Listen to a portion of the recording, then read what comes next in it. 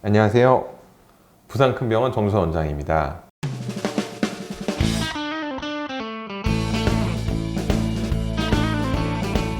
오늘은 족저근막염에 대해서 말씀드릴게요.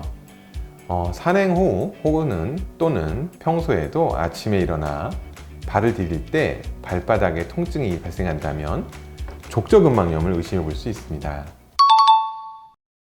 족저근막이라는 것은 이제 발바닥에 단단한 막으로서 스프링처럼 충격을 흡수해주고 족저근막 중에서 발 뒤꿈치뼈에 붙는 부위에 과로하게 되면 족저근막염이 잘 발생합니다. 등산을 하는 사람에게 더 잘 발생하는 이유는 평지보다 산행을 할 때 족저근막이 더 쉽게 피로감을 느끼기 때문입니다. 족저근막염은 발바닥에 있는 족저근막에 생긴 염증으로서 무리한 운동을 하거나 평발이거나 류마티스 관절염이 있거나 발에 맞지 않는 신발을 지속적으로 착용했을 때 더 잘 생기고요. 발꿈치에 통증이 생기고 발바닥을 뒤로 젖혔을 때 통증이 심해집니다. 아침에 첫 발 내딛었을 때 특히 통증을 호소하는 경우가 많죠. 두 질환 모두 아침에 일어나 첫 발을 디딜 때 발 뒤꿈치의 통증을 나타내는 건데, 아킬레스건이라는 거는 종아리에 있는 가자미근, 비복근이 모여서 발 뒤꿈치에 붙는 그 힘줄을 의미합니다. 그 힘줄, 아킬레스건에 염증이 생긴 것을 아킬레스건염이라고 하고, 아킬레스건 자체가 아프고 붓고 또 누르면 통증이 있습니다. 족저근막염이나 아킬레스건염이나 이제 약물 치료, 또 휴식을 취하고 물리치료를 하고 스트레칭을 하고 체외 충격파 치료를 하고 최대한 이런 보존적인 치료를 했는데도 계속 아프다면 발목이 흔들리는 만성 불안정성을 의심해 봐야 됩니다. 만성 불안정성이라는 거는 우리가 발목을 삔 후에 대수롭지 않게 여겨서 치료를 제대로 받지 않으면 인대가 늘어나거나 끊어진 채로 남아있는 거죠. 그러면 발목의 인대가 제 기능을 못해서 계속 흔들리는 것입니다. 그럼 우리 몸이 흔들리니까 우리 몸이 흔들리지 않게 하기 위해서 우리가 과긴장을 하는 거죠. 족저근막, 아킬레스건 등이 과긴장을 하다 보면 이런 족저근막이나 아킬레스건의 염증을 피할 수가 없는 것이죠. 일상에서 발목을 접질리는 건 매우 흔한 일이죠. 네. 만성 불안정성은 발목 삔 사람들의 한 30% 정도 생기는데요. 발목을 접질렸을 때 발목 염좌를 제대로 치료하지 않으면 발목이 계속 꺾이는 만성 불안정성으로 이어질 수 있어요. 발목 인대는 늘어난 채로 장기간 방치되면 발목 뼈를 충분히 지탱해 주지 못하게 되면서 발목 자세가 조금만 틀어져도 계속 접질리게 됩니다. 질환이 더 진행되면 발목을 연결하는 그 윗뼈와 아랫뼈의 잦은 충돌로 인해서 연골도 손상될 수 있고요. 발목 통증이나 발목을 움직일 때 뻐근한 느낌이 든다면 만성 불안정성을 의심해 볼 수 있습니다.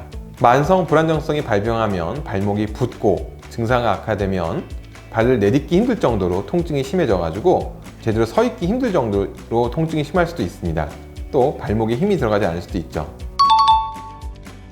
무릎의 통증의 원인이 발목의 불안정 때문일 수도 있거든요. 발목이 흔들리다 보면 아까도 말씀드렸지만 과긴장을 하게 되니까 무릎 주위의 종아리 통증, 힘줄의 통증, 무릎 위 통증, 무릎 아래 통증, 그런 힘줄이나 근육의 통증이 있다면 그 원인이 발목에서 오는 걸 의심해 봐야 됩니다.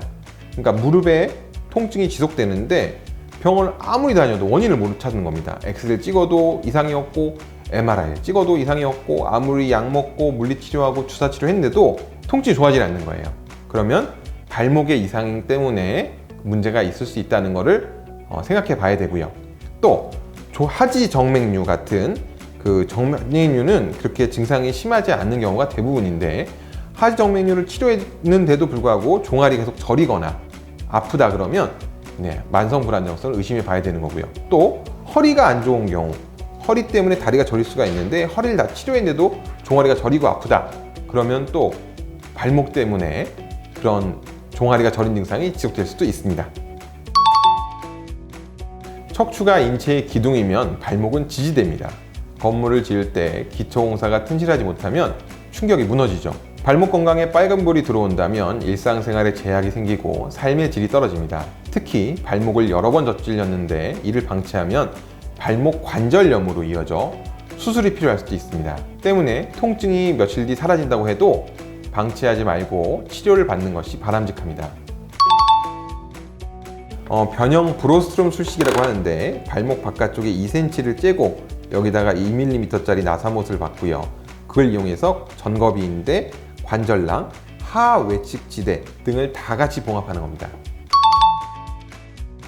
발목에 무리가 가지 않게 발목 보호대 등을 하고 걷기, 자전거 등을 타는 것이 좋고 발목 스트레칭이나 가벼운 근력 운동은 도움이 됩니다.